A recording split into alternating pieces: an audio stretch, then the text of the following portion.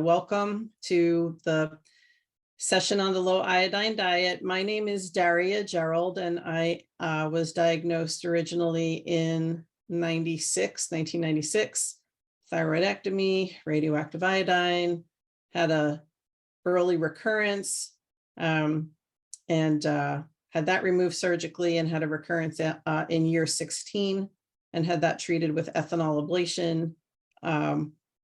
Have done the diet, I don't know how many times, a lot of times. And back when I did the diet early on, we didn't have a cookbook or any kind of resources. I got like a sheet of paper from my doctor on what to avoid. So we're really, really glad to have you here. With me is Becky Johnson, and I'm going to toss it over to Becky so that she can introduce herself. I am happy to be here. I'm Becky Johnson, and I was diagnosed in 2009. I had a total thyroidectomy right after that and have been through 2 rounds of radioactive iodine and have, like Daria, done the low iodine diet several times. So, and we both are here to tell you it's okay. So I'm really happy to be here to help, and I look forward to meeting all of you in the webinar. So I thought what we would do to start is I'm going to share my screen. I have pulled up just the website, and nothing fancy. And what we thought we would do is just navigate, show you where to find resources, because sometimes when you're challenged with the diet, you're like, oh no, what do I do? Where do I go? So when you're on our homepage, down the left-hand side, it says free publications. And I'm just going to scroll a little bit. The second link is low iodine diet and cookbook. So there are several things here, and that's where I'm going to take you. If you want to jump straight to the cookbook, you can go down a few more links, and the latest version, the 9th edition of the cookbook, is available in English. The Spanish, French, and Portuguese versions are a little bit earlier versions, but they're still very good resources. And then the one-page guide is here linked quickly. And then we have something called the quick guide. So there are some links to get to things faster, but I'm going to take you here to the low iodine diet and cookbook. Okay, so this is the page that you will land on. And the first thing you will come to is a handy one-page summary. And I'm going to open it up in English. It's going to take you to a PDF. And this is nice to print. It's just one page. And it's a great thing to stick on your refrigerator and maybe even bring with you when you go shopping, because it's just one page. And it goes through all the key points about the diet. I think one of the most important things, and I know Becky will concur, is that this is a low iodine diet, not a no iodine diet, not an iodine-free diet. It's really impossible to get all of the iodine, out of your system. So we aim for low. So this is kind of just a quick handy guide, and I'm not going to spend time on it because I want to show you other things that are here, and then we'll get in more into the nuts and bolts. And I already see a question has popped up, and we'll get to that in a minute. We also have some tips on the general overview. So we call this, I call it the quick guide. That's the official title. It's essentially the first 17 or so pages of the cookbook. But if you wanted to print something out and you didn't want to print out, over 100 pages of cookbook, and you didn't want to wait for one to show up in the mail, because you can request one, and I'll get to that too. This is kind of all the nuts and bolts, everything you need to know, condensed to about 17 pages. So that's another handy reference. Since I mentioned requesting one, you can send an email to ThyCa@thyca.org, THYCA. For some reason, it sounds like the letter F when I say it. So try and spell it out, ThyCa at thyca.org. And you can ask for one to be mailed to you, and it will be a hard copy will be mailed to you. You can also buy it through the Spirit page. When I say buy it, you're not spending anything on it. It's free. Oh, and there's Becky waving it, showing it. There it is. There's the cookbook. Then, of course, the whole cookbook is right here, the English version, the 9th edition. You can click on that if you don't want to wait to get one in the mail. You can come here and you can scroll. And one of the things we did with this latest edition, I'm just going to go zoom down to like a recipe. We tried to make the cookbook such that you could print just this page and it would stand alone. And you could maybe hand this page to a friend, like if you had a friend that was willing to cook for you during that stressful time of your life. And they're like, I'd be happy to make chicken stock for you. I'd be happy to make vegetable stock for you. Right in every single recipe, it says non-iodized, non-sea salt. That's a change with the 9th edition. It used to be more of in the introduction, it told you which salt was safe. And then throughout the cookbook, it just said salt. But we wanted this to stand alone so that you could print off a page, hand it off to a family member. Couple more things in terms of resources. And then I'm going to have Becky talk about like what it's like to actually go through the diet. There are some notes here where you can download it, an electronic copy, iTunes Store, Google Play.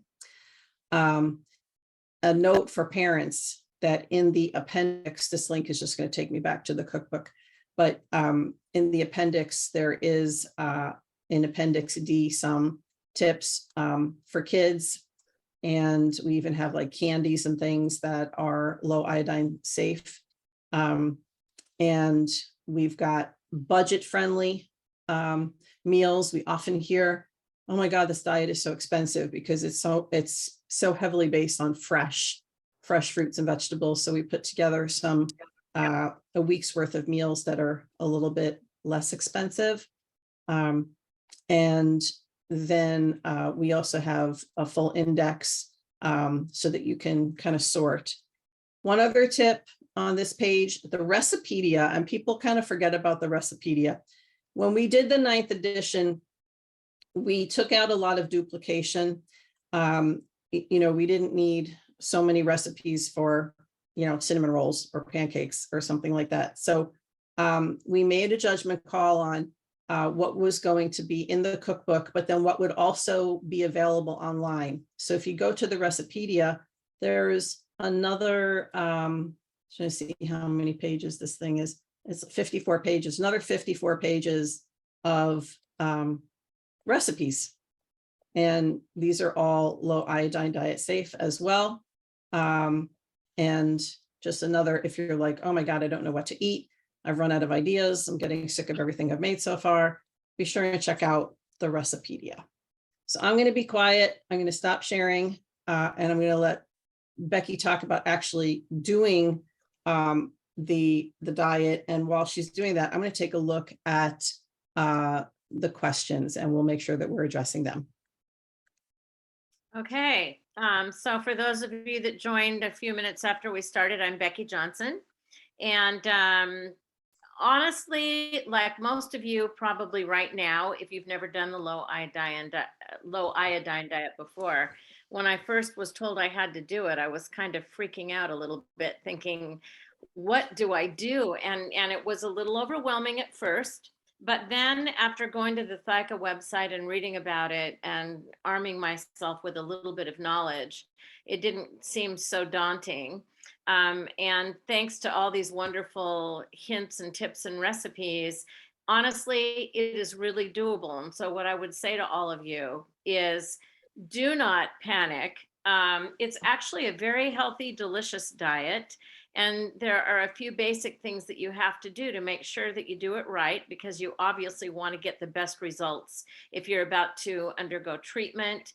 And quite frankly, it is healthier than a lot of the standard American diet. So you might learn a few things and keep doing them even after the diet. In my case, I already enjoyed fruits and vegetables. I wasn't vegetarian at the time. This was in 2009. Since then, I have actually become 100% plant-based, just based on research I've done. But I did concentrate on lots of fruits and vegetables to start with. I became an avid label reader, and that is so important to really, if you're going to buy products that aren't made from whole foods that you're cooking yourself, you really want to study those labels and make sure that they've not added a lot of salt, which most manufactured products are full of. You want to be sure that you are not buying something with some of the ingredients that ThyCa tells you to watch out for, such as something called carrageenan. That comes from the sea. A lot of processed food products contain that, so you have to be watching for it. You have to watch out for labels like natural flavor. That's a good one. That can mean anything. It can mean a wide spectrum of chemicals that are added to food to either preserve them or to bump up the taste and get you hooked on it. And that is why a lot of people will ask me, well, do I have to just cook everything myself?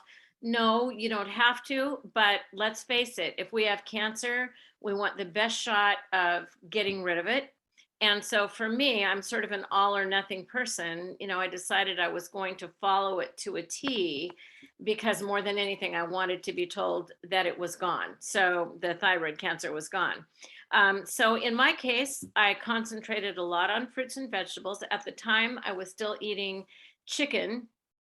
So I did make a big, huge pot of chicken soup with lots of vegetables and substituted regular salt for the Morton's non-iodized salt. So in your grocery store, you can just go to where they have the regular salt, and there should be, it may not be Morton's depending on where you live, it may be a different brand, but it will say does not supply iodine, and that's the one you want. I did Well, not use, let go me ahead. let me chime in on that one, just because we get Sure. so many questions about salt. Sometimes it'll say this does not contain iodine, but it's still not low iodine diet safe, like Himalayan salt, Right. which is very rich in minerals and whatnot. So you really want the plain white salt that says, and I think the exact wording is, this salt does not contain iodine, a necessary nutrient. And you can also use kosher salt. A note for our Canadians, if we have Canadians on with us, I believe that all of their fine salt is iodized. So the trick there is to look for the coarse salt, such as kosher salt, that's coarse, and you can cook with that, because since it doesn't have the added iodine. And always read the label. Sorry to interrupt. Go on. No, interrupt anytime you want. I'm still, after having done it 3 times, I'm still not an expert on it, and I really rely a lot on the book and people like Daria. But basically, you can make, for instance, in my case, it was chicken soup, and I just used the non-iodized salt. You can't tell the difference in taste. It basically tastes the same, and it was fine. There are what I would say my best tip on going on the diet, the one that I really tell people all the time, is try not to concentrate on all the things you can't have for 2 weeks. Concentrate on all the wonderful things you can have. And maybe this is a great time to experiment and try some new recipes and expand your horizons a little bit. I will admit that the people that have the hardest time going on this diet are ones that are used to driving through McDonald's for their meals. So if you are a non-cook, probably it's going to be a little bit more stressful for you. But honestly, it is not difficult. And contrary to popular belief, it does not make you feel any different.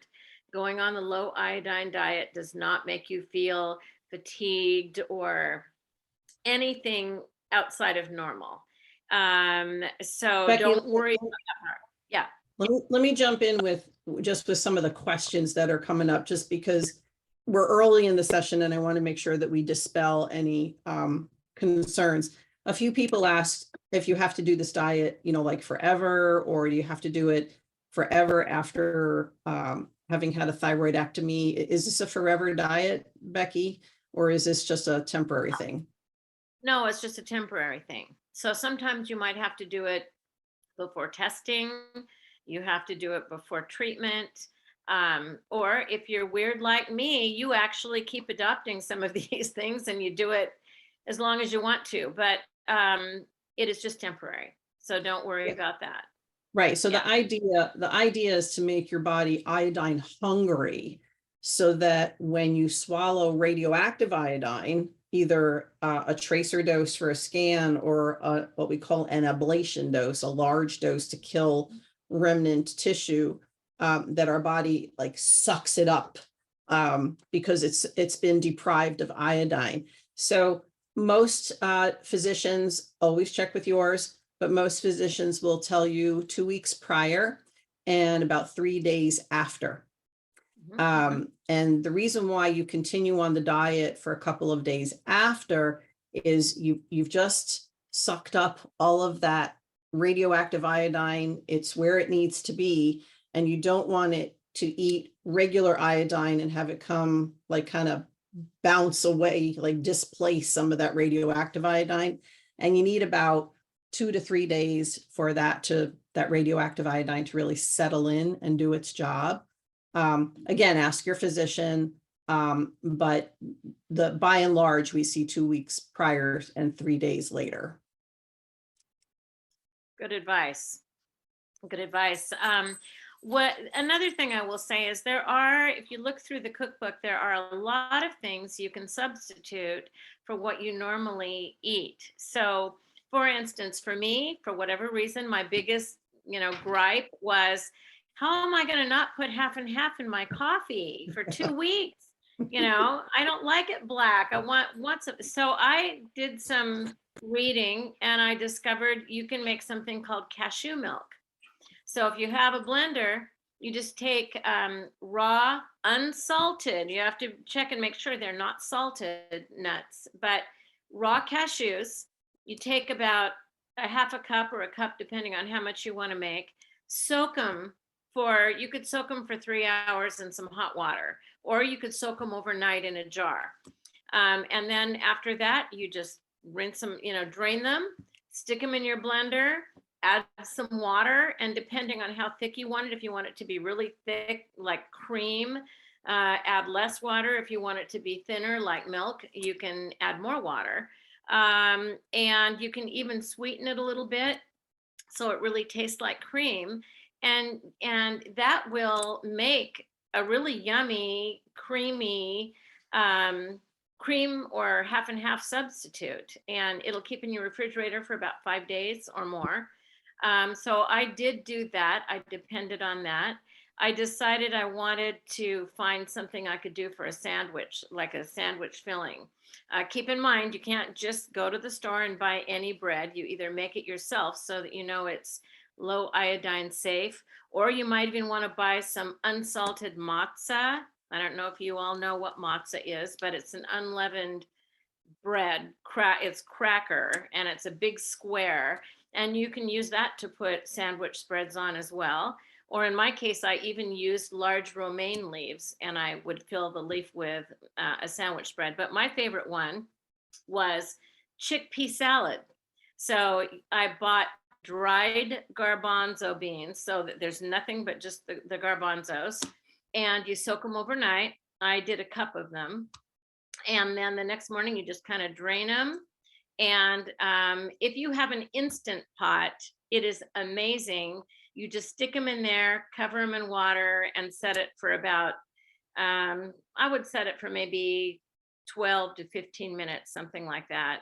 And it will come out cooked. Otherwise, you can cook them on the stove. It just takes a lot longer. It takes quite a while so that they're soft. You want them to be softened. And then you just take those, drain them, stick them in a bowl, mash them with a potato masher. And since you can't have mayonnaise, I used avocado. So I just scooped out some avocado, stuck it in there, used the non-iodized salt, added some celery and some onion, mashed it all together.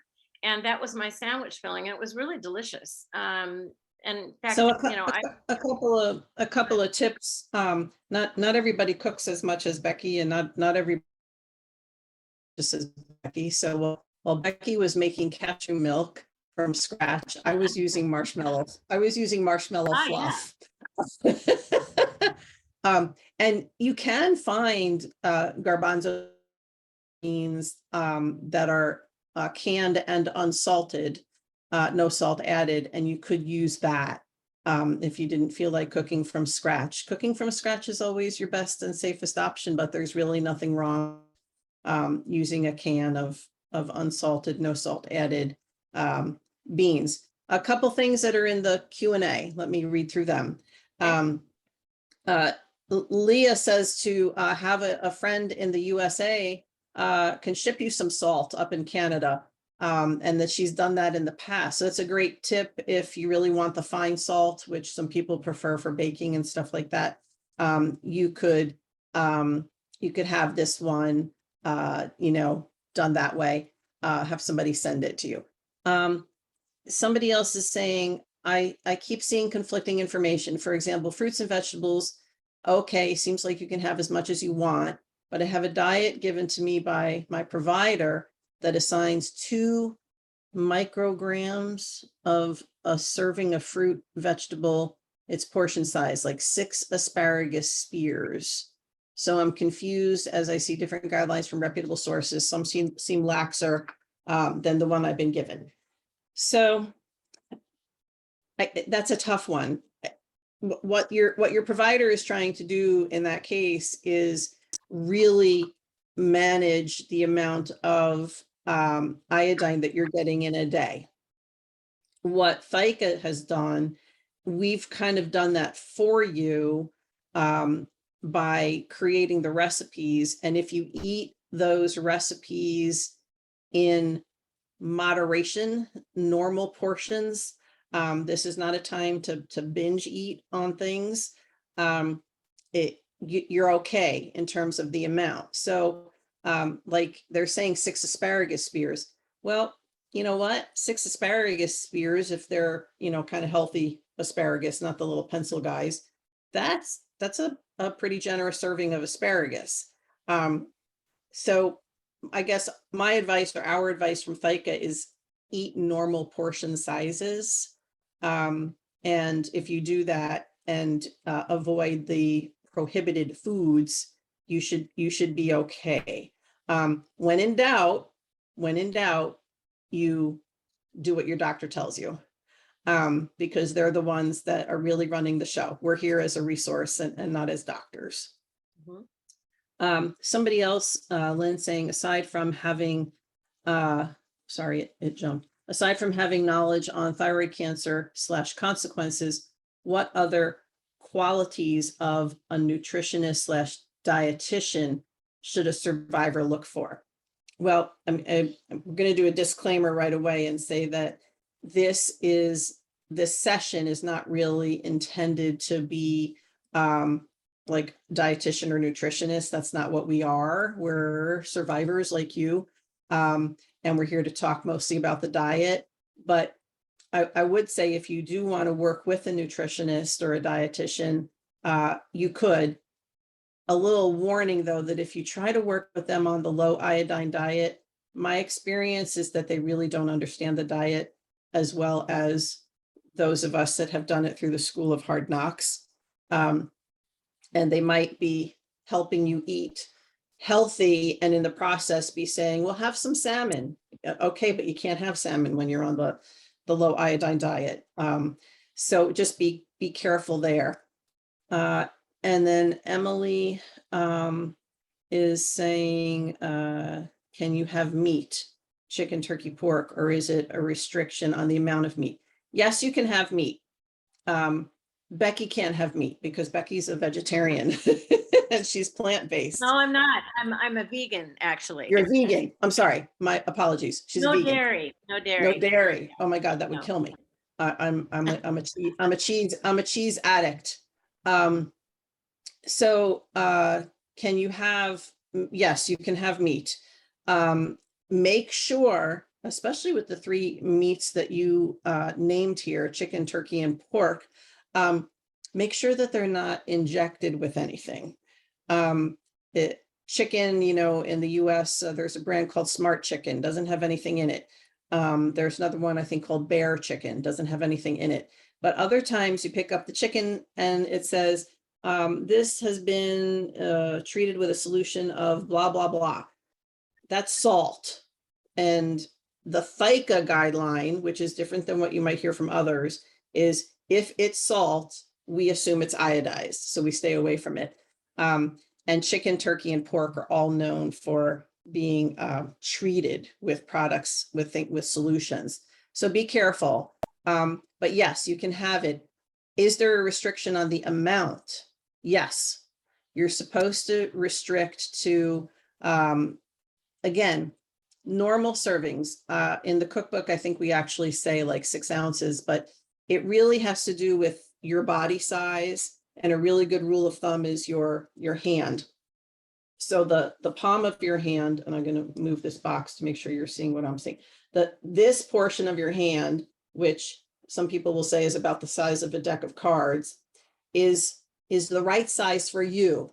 So if you're a really big guy, then this amount is about right for what would typically be a 3-ounce serving, a deck of cards, a 3-ounce serving. So think like a small chicken breast. So you can have 2 portions like that per day. So think a small chicken breast at lunch and maybe a small pork chop at dinner. If you're a really big guy and you've got big, hands, you can have a little more because you have to eat in accordance with the amount of calories that you need for your body. But in the cookbook, we kind of are speaking to the general population. If I can add one thing, when I went through the diet, I was still eating chicken. And to make sure that there wasn't any added salt or flavor enhancers, I went to the meat department of my grocery store and I talked to the people that worked there and I explained to them about the diet. And I said, can you recommend which piece has absolutely nothing in it but chicken? And they were great about it. So you can, feel free to ask them and they can tell you. Absolutely. Sure. Absolutely. When in doubt, ask to see the box. Mm-hmm. They can bring out the box that things were shipped in. Miriam is saying, because of what she's seeing on her paperwork, she feels like it'll be difficult to use any recipes because of tallying the micrograms.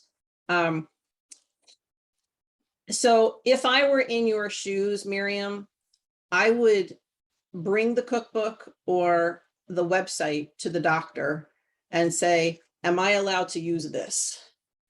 Because we've done the work for you so that you can use the cookbook and eat normally. I'm going to, you can't just make the brownies and eat the whole pan. You can do that after the treatment, but not while you're preparing for it. And ask them, say, hey, I went to this conference and I heard about the low iodine diet from ThyCa. Can I just use their cookbook, their diet, and just eat normally from the cookbook? Because if you do, you should be okay. And ours is doctor approved, like that. Doctors have reviewed what we've produced and they've been a part of developing it.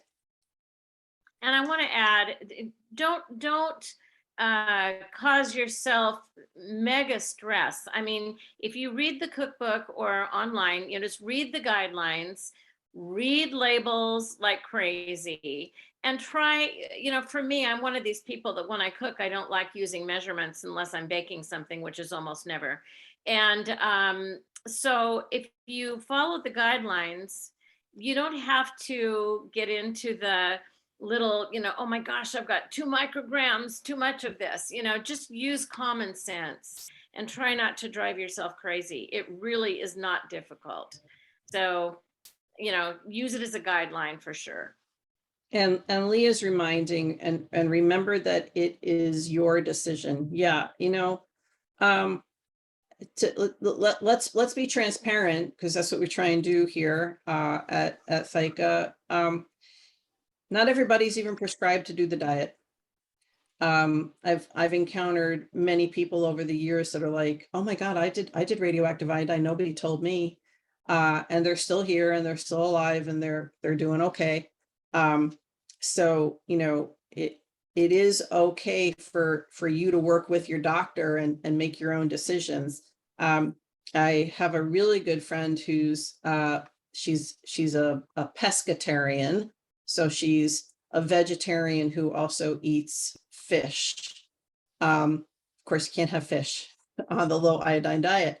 And she was having a heck of a time getting in enough protein. There's, only so many beans and egg whites that you could eat. And she was going a little bit crazy. And what she did was she worked with her doctor and the diet's generally 2 weeks. Week 1, week 2, as you're approaching swallowing the radiation, you want to be super rigorous. Well, in week 1, her doctor gave her the latitude to use some Beyond Meat products, which does have some added salt. Supposedly their salt is not iodized, but she did use the Beyond Meat in week 1 to get some extra protein. So again, personal, it's your decision. Work with your doctor and do what you need to do to get through this diet successfully.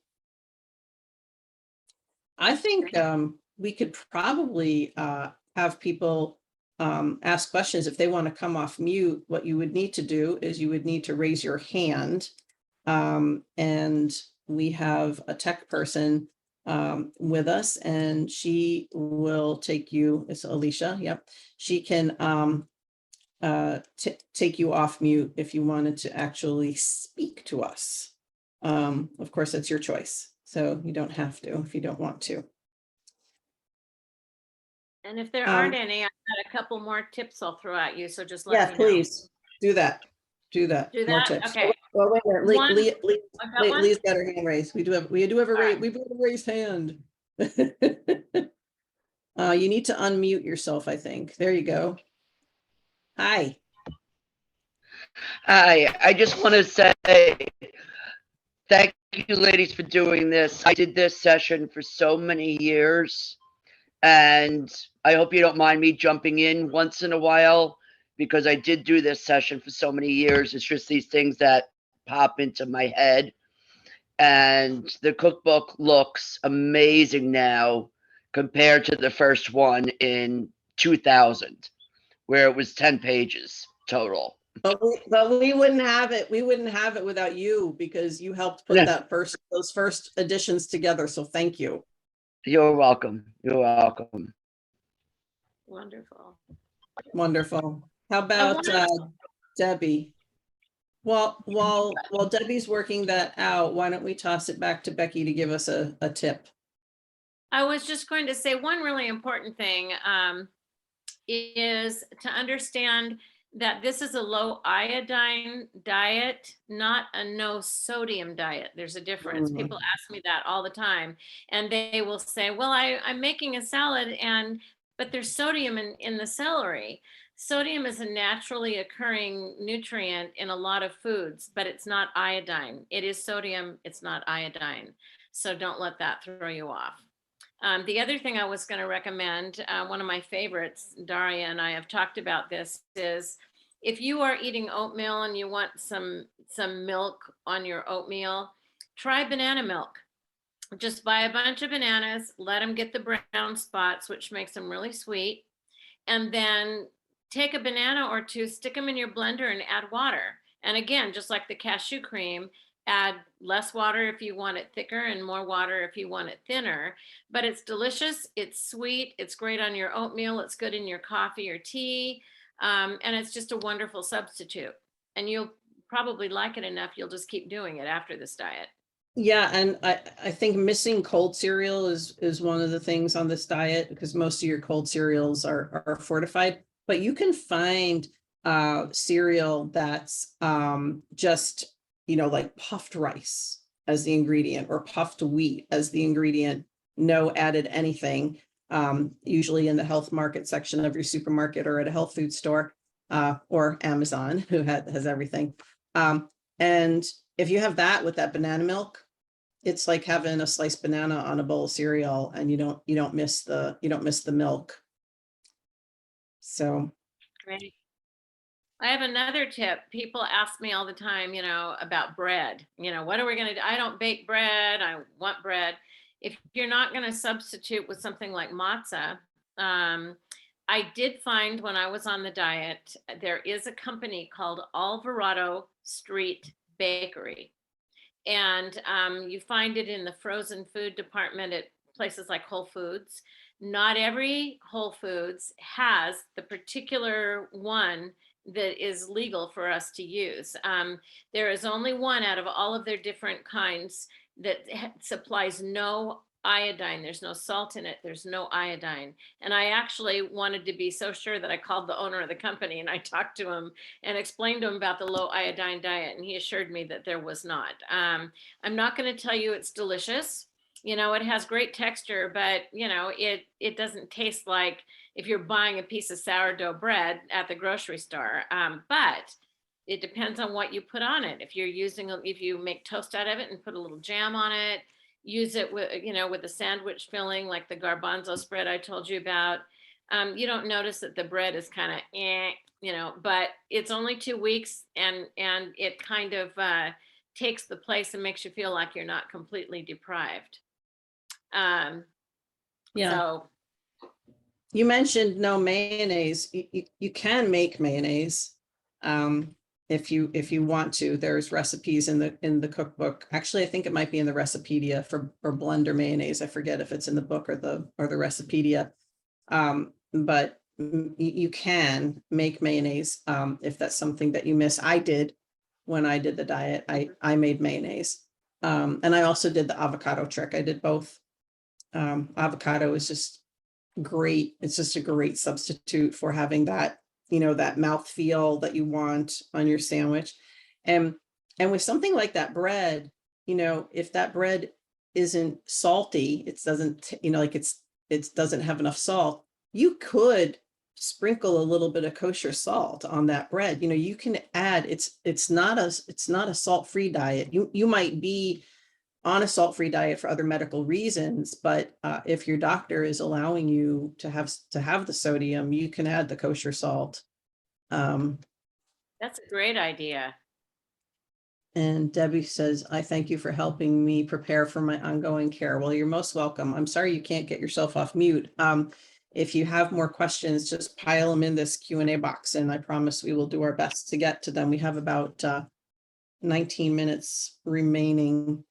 I want to address manufactured foods, processed foods, restaurant foods, because we get this a lot. There are other resources that you will find on the good old internet and social media groups that really recommend a lot of processed foods, and they will call manufacturers and say, hey, do you use iodized salt? And they'll say no, and they're like, oh, cool, it's safe. Well, not necessarily, and here's why. First of all, I spent my entire career working in supply chain, and everybody knows the word supply chain now because of COVID and all the supply chain issues. And if you're a food manufacturer and you typically use non-iodized salt and you can't get non-iodized salt, you will substitute iodized salt to keep your production line going. And believe it or not, at least in the United States, food manufacturers do not have to disclose that to you. They don't have to notify you of any change. And especially in this era of COVID, there were special letters from the FDA to the food manufacturers saying, you do not have to inform your consumers if it's a substitution because of the supply chain issues. So that's reason number one. So call me doubtful, but I don't always trust the food manufacturers. Another reason is in the food industry and in the restaurant industry, in order to save on utilities, because it costs a lot of money to make things hot, to heat water. Things are often washed and cleansed with an iodine-based solution. So like in the restaurant industry, some restaurants will use cold water dishwashers, and it's an iodine-based solution, and it does not need to be rinsed. So there is a thin iodine film on plates and utensils. And then also in the food industry, oftentimes the food manufacturing equipment is cleaned with an iodine-based solution. Are you going to get processed food out of your diet entirely? Probably not. You know, like you can use pasta, and you can have pasta on the diet, unless it's an egg noodle. Pasta is manufactured. Was it manufactured in a facility that cleaned with an iodine-based solution? Maybe. This is why, you know, we eat all things in moderation, and we use a lot of fresh produce and fresh veggies in the diet as much as we can. But if you're heavily depending on heavily manufactured and heavily processed foods, you just increase the odds of getting that kind of stuff into your diet. So that's one of the reasons why we strongly suggest that you don't eat out when you're on the diet, and that you do your own cooking. If you do have to eat out, there's a couple things that at least are my go-to when I was, there was a few times when I was traveling for work, when I was doing the low iodine diet for a scan, not for treatment. A baked potato, and don't eat the outside, don't eat the skin. It fills you up, and you can sit there at a business dinner with other people and you can pick at the inside of the baked potato. It's not, maybe not the best meal I've ever had, but it worked in a couple of business settings. Talking to the chef or the cook and asking, can I have a steak, plain, nothing on it, don't put salt, and ask what kind of salt they're using in the kitchen. Ask to see the box. Sometimes they'll bring out the box, kosher salt. Okay, cool. And you could ask for a little bit of that on the side. You could salt your own food. Ordering a salad, not dressed, and then asking for a lemon wedge or oil and vinegar, and dressing it yourself. So there's a couple of workarounds if you're stuck and you have to be, eating out. But we really try to avoid that if we can. I used to take with me in my purse, some of that non-iodized salt, just have it. So if you go into a restaurant and you want, since you're not going to have butter and cheese on your potato, at least you could add some lemon and a little bit of the non-iodized salt to give it some flavor. Yeah. When I had my radioactive iodine, the 150 millicuries, back in the day, 1996, I was hospitalized. And they put me in the hospital for 4 days, 3 nights. And the solution for the low iodine diet there was a no salt diet. And then they eliminated certain food groups, like no fish, but basically it was a salt-free diet. And the food, hospital food tastes really bad anyway. So this was like cardboard food. And I had a salt shaker in my bag with me. I was salting the hospital food with kosher salt. You'd be surprised how good things taste with, like pasta. I'm an Italian kid from New Jersey. I want my pasta, and my pasta would normally have a lot of Romano cheese on it and butter, butter and cheese, olive oil, and a little bit of kosher salt, a little bit of cracked pepper. Tastes great. You'd be surprised. So I have a question for you, Daria. What is the take on nutritional yeast? Do you know? Well, nutritional yeast doesn't contain salt. Yeah. So I think it's fine. Once again, read the ingredients. But nutritional. I was going to suggest that if people are missing the cheese flavor, Yes, that's what nutritional yeast gives you. And if you add that with a little bit of the non-iodized salt, it's amazing. It does. I make cheese sauce all the time because we don't eat dairy using nutritional yeast, and you'd be amazed how good it is. Yes, the nutritional yeast is something that's wonderful. You can sprinkle it on popcorn and all kinds of stuff. And get that, like if you like cheddar cheese, like if you like, Cheetos, that kind of flavor, you can do nutritional yeast on popcorn and get that flavor fix. I'm going to take a look at the questions here, see if anything else. Olga says, so true about not trusting salt. I called Canada from VA regarding diet products marketed as plant-based and dairy-free and salt. However, when I called them, they said they use sea salt in all their products. I encourage them to indicate that in their ingredients. Yes, see this, call me suspicious or whatever, but I just don't want to trust the food manufacturer. I found a no salt product that has the word potassium in it. Are you familiar with it? It was purchased at Dillon's store in Kansas. So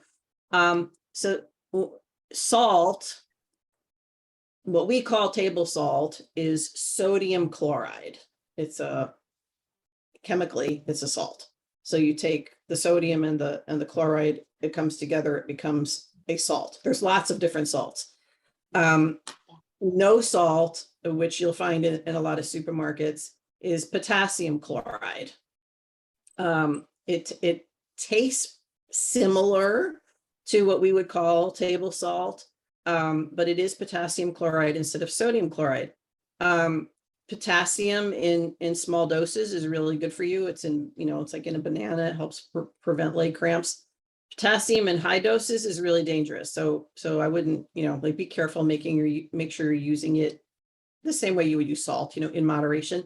But read the ingredients, because what I don't know is that product iodized? And Camille, there's nothing wrong with using salt, unless you're trying to avoid the sodium. You can have kosher salt. You can have Morton's Diamond Crystal. They both make a salt that says this does not contain iodine, a necessary nutrient. That's like a fine white salt. You can have that for sure. But if you're trying to avoid the sodium and you want to use the potassium chloride, that is safe so long as it's not iodized. So always read the ingredients and make sure it doesn't contain potassium iodide. Is what is representing the iodine. So be careful. Always read ingredients. I have another interesting one to show you, and maybe we'll want to do some further research on this, but because I'm trying to cut down on my salt normally every day because I have high blood pressure, I have been using this little, I don't know if you can see it. It's called Benson's Table Tasty, and it is no salt, no iodine. It's just made from dehydrated vegetables and no MSG. What are the ingredients? It's just basically dehydrated vegetables. It's 13 different vegetables and herbs. That's all it is. And there's nothing else. And there's like Mrs. Dash, there's another product called Mrs. Dash. Right. These things are totally fine. They add a ton of flavor. But again, we're not on a low sodium diet. I mean, Becky's, you're trying to do low sodium. You do have to be careful.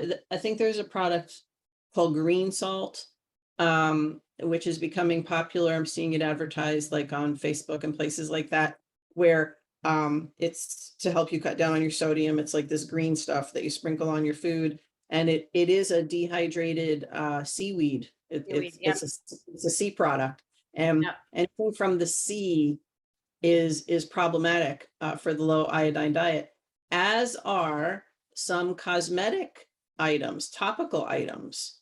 This is not the time to do like a seaweed wrap. It's not the time to use, toothpaste and shampoos and whatnot that are seaweed based, because this stuff does absorb into your body. Also contrast, CT with contrast. Well, guess what that contrast is? It's iodine. So if you're prepping for the low iodine diet and you've recently had contrast, that's a great question to ask your doctor. Like, hey, I had contrast a couple weeks ago. Is that a problem? And find out if they want you to do anything differently. You can also, to bump up the flavor of your food, if you're not using salt, try herbs. I mean, they're amazing. Dried herbs like oregano, dill, dehydrated onion, all will give your food a lot more flavor, and you won't miss other things as much. Yeah, to me, oregano is such a flavor, an herb that to me associates with pizza. Like, to me, it's not a pizza unless it's got oregano on it. And I love pizza, and you can't have pizza during the low iodine diet because of the cheese, unless you do like a cheeseless. We do a recipe actually for where you've got like a crust and some tomato sauce, but no cheese. I would pop popcorn and spray it with olive oil Pam, just to give it a light coat so that the oregano would stick to it, and sprinkle on the oregano. And then that was like one of my munchy things that gave me that feel like I was eating pizza because of the flavors. The flavors were right. So baking bread, baking bread. If you're not a bread baker, missing bread can be a real hassle on this diet. If you have a friend with a bread machine, ask if you can borrow it, or give them a page from the cookbook with one of the safe bread recipes, and ask if they'll bake for you. So that I am a baker, so I just baked my own bread. Actually, it was kind of funny in my house because I had to like label stuff, otherwise my homemade bread disappeared. And I'm like, hey, that's low iodine bread, stay away. That's medical food. You're not allowed to have it. But yeah, I honestly, I lived on peanut butter and jelly. That was my go-to, because I would doctor up some peanut butter, salt-free peanut butter, doctor that up, and most of your jellies are safe as long as they don't have artificial coloring. And bake my own bread and peanut butter and jelly sandwich. Absolutely. I have one other tip that helped me a lot. And that was, especially when I went through it, they told me to go off my meds for 2 weeks. So no thyroid hormone. And I knew I was going to be kind of lethargic or a little bit on the fatigue side. So I did a lot of food prep ahead of that, ahead of the diet. So I would make soup, I would make things that were legal on the diet. You can freeze them, you can defrost them and heat them up. And that really helped. And that way I didn't have to think about it quite so much. During that 2 weeks, I would just go pull it out of the freezer or the refrigerator and heat it up. And that felt to me like it decreased some of my stress level. One thing that I did was I wore this is a thyroid, www.ThyCa.org, thyroid cancer awareness bracelet, one of those silicone bracelets. And I don't like these. Okay, it's a personal thing. I sweat a lot and I just don't like how they feel. I used to wear these on both hands, on both wrists when I was on the low iodine diet, because I was raising my kids back in those days, and I still had things in the fridge for them, things like yogurts and, stuff that they could have. And it's so easy to open the fridge and go, oh, I'm hungry, I think I'll have a yogurt, and make a mistake, right? And we want to avoid that. So this was my trick for avoiding the mistakes, because I put them on both wrists and they were uncomfortable and they bothered me. But it was like a constant reminder, and it was a visual. So like, when I would reach for the refrigerator, there it was, like, oh yeah, no yogurt for you. No ice cream for you. So that was something for me. I mean, if you live alone and you can kind of control things for yourself, but in my house, it was a little more challenging. And in my house, if I cooked what I cooked, like if I cooked a low iodine diet stew, that's what everybody ate. And then I had the kids do, like, they could have a glass of milk, or they could have a roll on the side, like they could jazz it up to get extra calories and not be as restrictive as me. I have another tip that people might enjoy so that you don't feel deprived.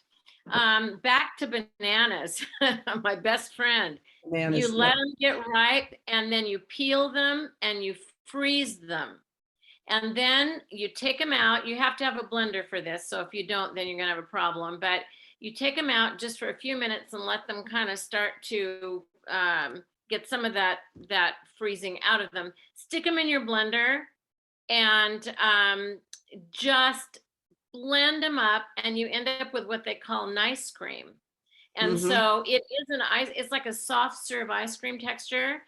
And you can even add fresh fruit. So if you've got frozen strawberries or blueberries or anything like that, you can add them. You can add a little bit of vanilla powder, and it's delicious. And it's something that is totally legal on the diet, but you feel like you're getting a treat, and there's nothing in it that's not good for you. Yeah, I do the same thing, but I add cocoa powder to make it chocolatey, and I still do that. I still do that to this day. Yeah. If I want a treat and I'm like, oh, I really shouldn't have that bowl of ice cream. Well, wait a minute, I can make an ice cream. Exactly. You can even add a little bit of your peanut butter to it. I mean, you can That's be right. creative. We're at the top of the hour, so it is time to wrap up. Thank you, Becky. You always make these conversations about the diet so interesting. And thank you, everybody, for your attention and participation. It was wonderful to have all of you here, and we'll see you around the conference. Take care.